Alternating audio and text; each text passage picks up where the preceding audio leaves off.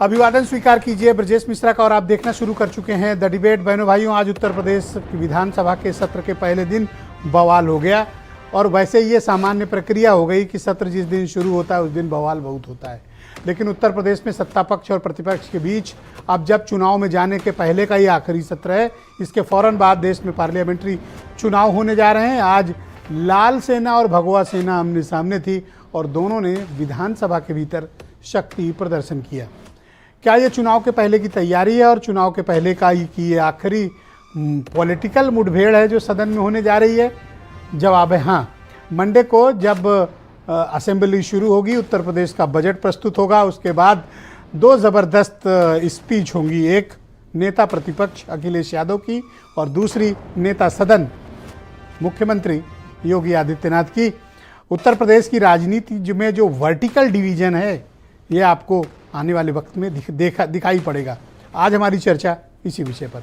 बहनों भाइयों, तब जब इंडिया अलायंस के गठबंधन के सहयोगी दलों की सीटों के बंटवारे को लेकर मतभेद चल रहा हो, अभी तक सीटों को लेकर कोई आम सहमति न हुई हो और राहुल गांधी की राजनीतिक यात्रा अब जब बिहार से होते हुए उत्तर प्रदेश की सीमा चंदौली में दाखिल होगी, उसके बाद उत्तर प्रदेश में विपक्ष की राजनीति की कितनी गहराई है इसका एहसास होगा।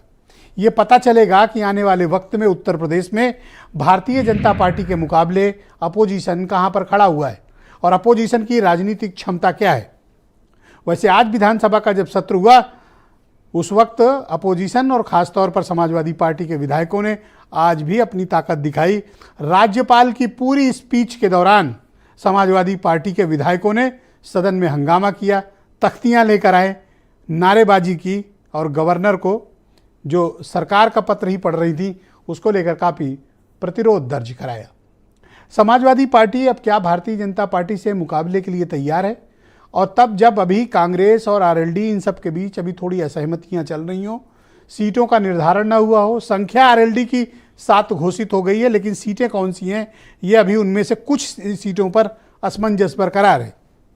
कांग्रेस 11 सीटों के अखिलेश यादव के क्लेम के बाद मानने को तैयार नहीं है, कुछ सीटों पर अभी भी अड़े हुए हैं।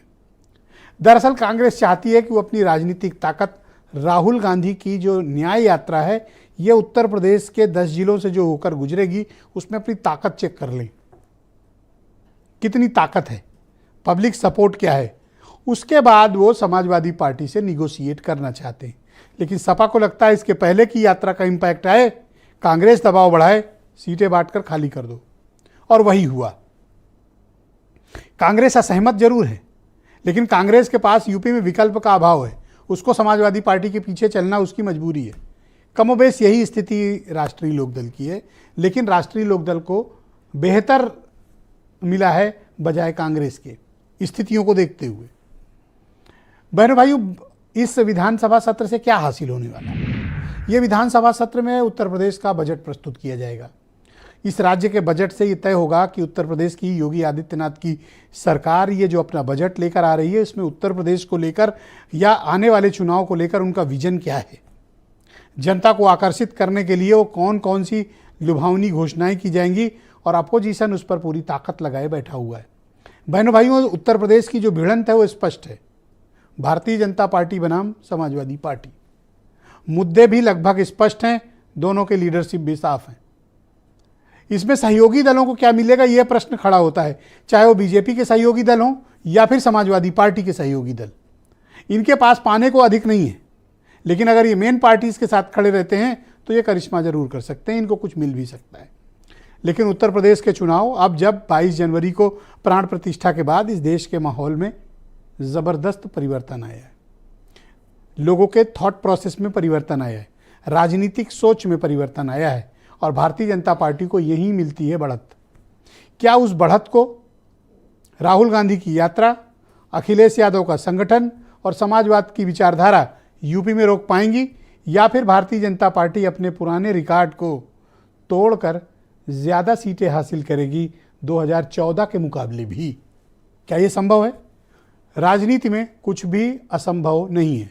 राजनीति संभावनाओं से अधिक समीकरण का खेल है और इस वक्त जो समीकरण है वो भारतीय जनता पार्टी को दूसरों के मुकाबले बढ़त प्रदान कर रहे हैं।